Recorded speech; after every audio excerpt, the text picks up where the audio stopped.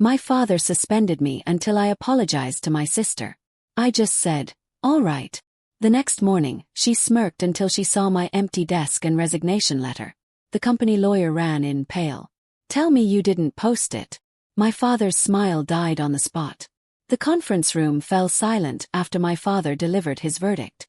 "Drop a comment and let me know where you're listening from and what time it is for you right now. I'd love to know who's part of our community." Richard sat at the head of the mahogany table.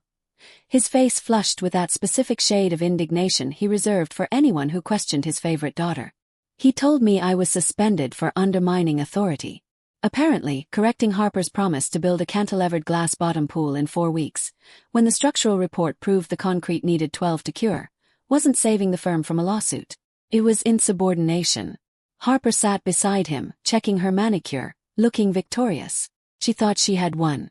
She didn't know that without me, this entire building wasn't just uninsurable. It was illegal. I walked back to my office, the only room in Sterling Design Group that smelled like graphite instead of expensive perfume. My office was a workshop covered in schematics and load calculations. I didn't slam the door. I didn't throw a vase. I just locked it quietly and pulled a cardboard box from under my desk. It was time to dismantle the engine. First, I took my engineering stamps. These were my legal identity. Every time I stamped a blueprint, I was putting my license and reputation on the line. Without them, a drawing is just a pretty picture. Has no legal weight. Cannot get a permit. I wrapped them in bubble wrap. Next came the hard drives. 6 years of proprietary data. Seismic retrofits, foundation stress tests, the correction logs for every mistake Harper had made since she was appointed creative director. I owned this data. My contract was specific about intellectual property created by licensed partners, a title Richard had given me in lieu of a raise 3 years ago. He hadn't read the fine print. I had. As I cleared the desk, I caught my reflection. I looked calm. For a long time I had asked myself why I stayed. Why I let Richard scream at me for stifling creativity, when I explained gravity. Why I let Harper take credit for awards I won while she couldn't pass the architecture registration exam. It's the trap of normalizing cruelty. It's like the frog in the boiling water. If you turn the heat up slowly, the frog adjusts. Thinks enduring the heat is its job. I had been in that pot for 29 years, raised to believe that love was transactional. If I was useful, I was safe. I had confused being exploited with being needed. But today, when he suspended me for saving his client from a lawsuit, the water finally boiled. I realized I wasn't the frog. I was the fire keeping the water warm, and I was about to turn myself off.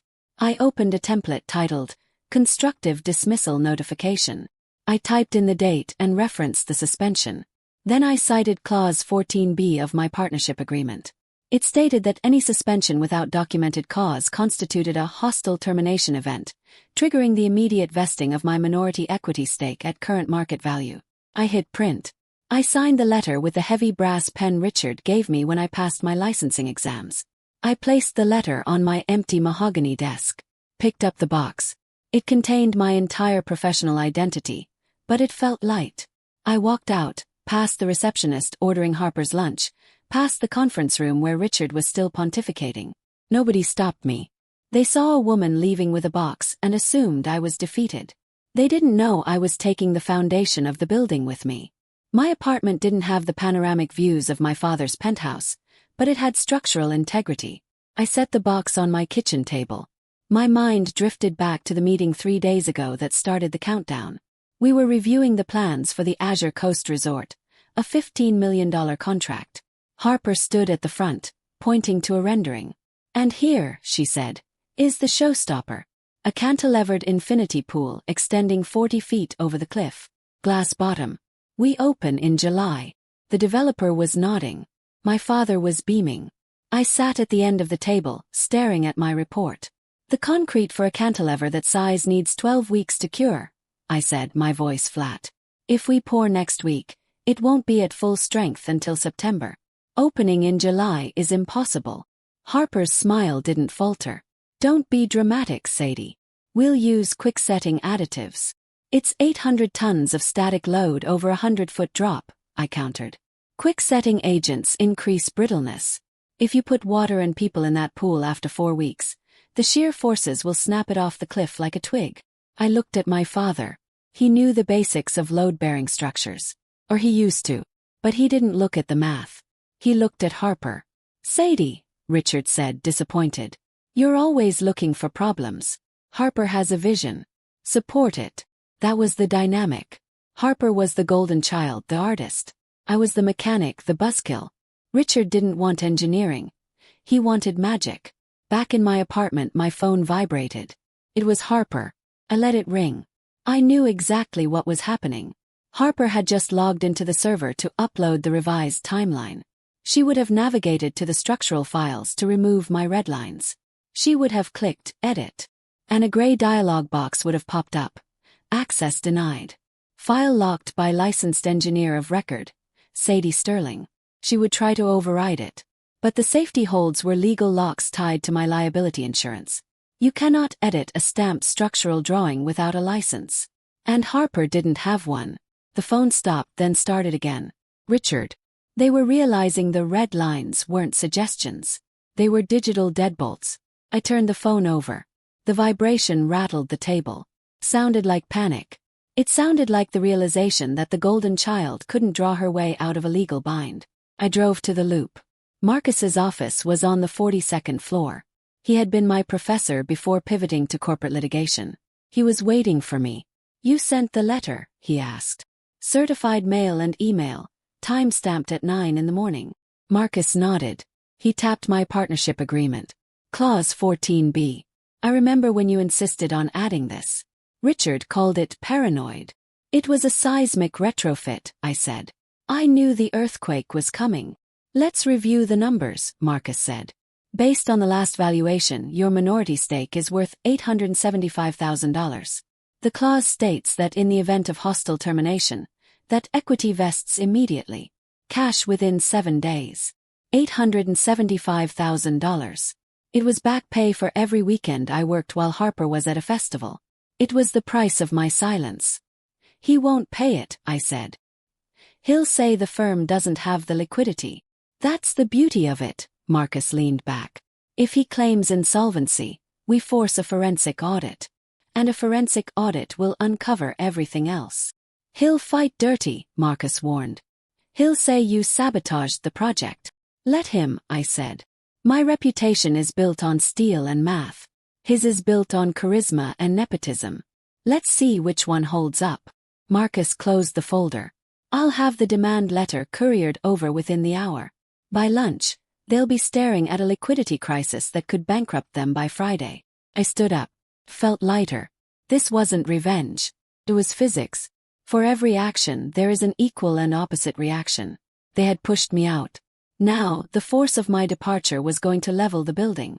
One more thing, Marcus said. Don't answer your phone. Don't worry. I'm done talking.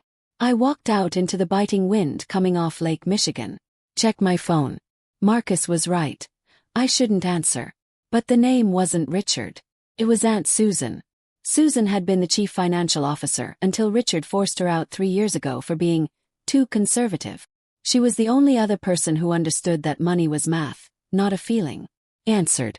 Sadie, her voice was crisp. I heard you pulled the trigger. Clause 14b, I said. Marcus sent the demand letter. Good. But you didn't go far enough. I stopped walking. What do you mean? Richard called me, Susan said. He's panicking. He wanted to know if I had the access codes to the old insurance portal. He's trying to update the policy for the Azure Coast project before the client finds out you're gone. Why would he need to update it? The policy is valid until the project wraps. Unless. The realization hit me like a physical blow. He never told you, did he? Susan's voice dropped. Sadie, Richard doesn't have an architecture license. Not anymore. The wind seemed to stop. What? 5 years ago. The malpractice suit regarding the foundation cracks at the O'Hare extension? He settled out of court, but the licensing board suspended him for negligence. He never reinstated it. My mind raced. The sudden promotion to partner. The way he deferred final sign-offs to me, claiming he wanted to empower me. It wasn't empowerment. It was a shield. And Harper. Yes. Harper failed her registration exams 3 times. She's an interior decorator with a better title. I leaned against the cold stone facade. I'm the only one, I whispered.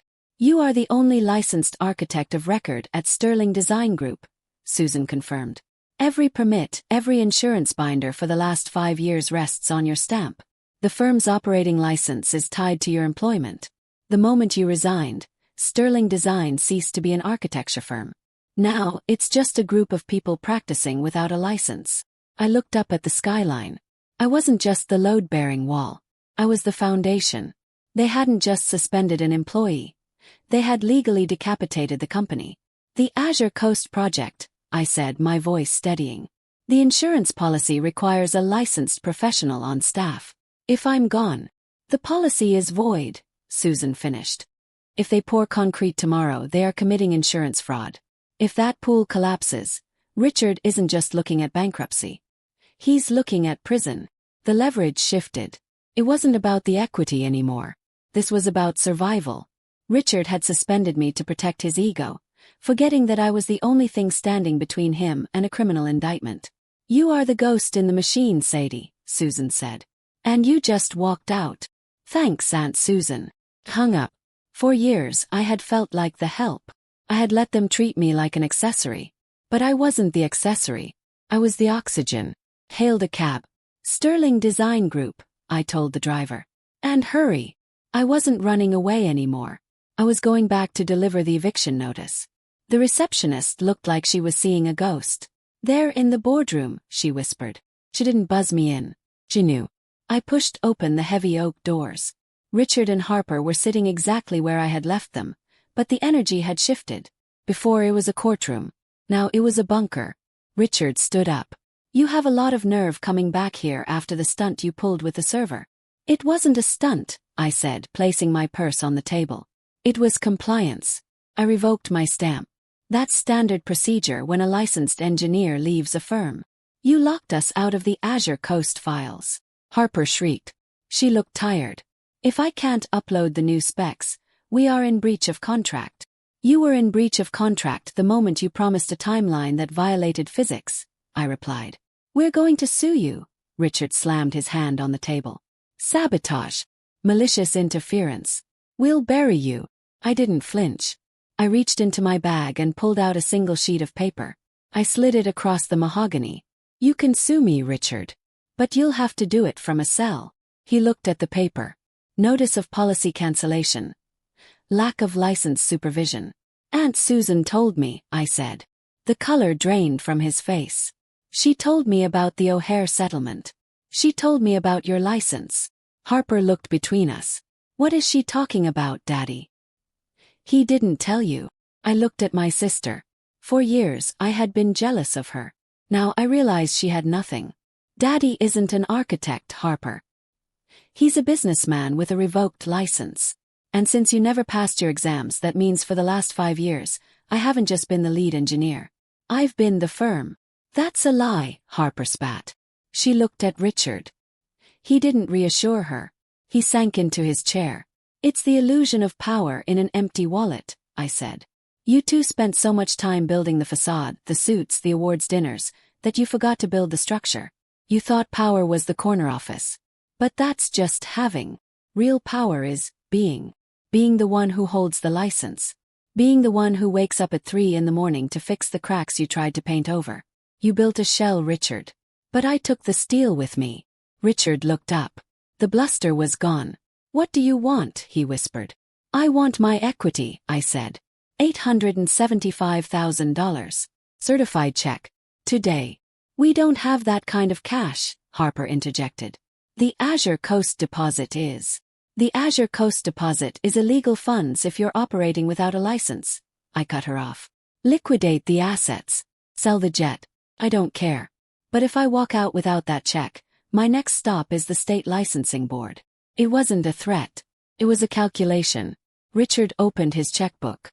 His hands were shaking. I watched him write the numbers. He tore the check out and handed it to me. You're destroying your family, he mumbled. No, I said, folding the check. I'm inspecting it. And I found it uninhabitable. I turned to leave. Harper was crying silent, angry tears. Sadie, Richard called out. Who's going to sign off on the resort? I looked back at them. Two people in expensive clothes sitting in a room they didn't own, working on a project they couldn't build. Nobody, I said. It's condemned. The next morning, the headlines weren't about the Azure Coast Resort's grand opening. They were about the closing of Sterling Design Group. Prestigious firm operating without license. Safety concerns halt multi-million-dollar project. The article detailed the cancellation of the insurance and the stop work order. I sat in my new office, a converted loft with exposed brick. I had leased it with a fraction of the equity check. The sign on the door read Structure and Soul. It didn't have a marble reception desk, but it had clients, real clients who cared about physics. My phone buzzed. It was James, a project manager from Sterling. Just wanted you to know. Richard announced his retirement. The board dissolved the partnership. Harper is out. I didn't feel triumph. I just felt clean. A year later, I was standing on a job site, a community center on the south side. It was a pro bono project. I was wearing a hard hat, boots covered in mud, holding blueprints covered in red lines. Improvements, not warnings. Micah Foreman walked over. Hey, Sadie. The steel beams are delayed. I know, I said. That's why we re-engineered the truss system to use laminated timber. It's stronger and available locally. I stamped the change order this morning. Mike grinned. You think of everything, don't you? I have to, I said. I'm the architect. He walked away whistling. I looked up at the skeleton rising against the Chicago sky. It was solid. It was honest. And it was mine. For a long time, I thought my job was to keep other people's buildings from falling down. I thought if I worked hard enough, I could fix the cracks in my family's foundation. But some structures are built to fail. Some people build their lives on ego and shortcuts, and they expect you to be the steel that holds it all together. But you are not a support beam for someone else's vanity. You are the architect of your own life. If you are in a place where your competence is a threat, where your loyalty is exploited, where you are the only thing standing between order and chaos, leave. Take your stamps. Take your skills. Take your self-respect. Let their building fall. And then go build something that stands on its own. Because the view from your own foundation, it's beautiful,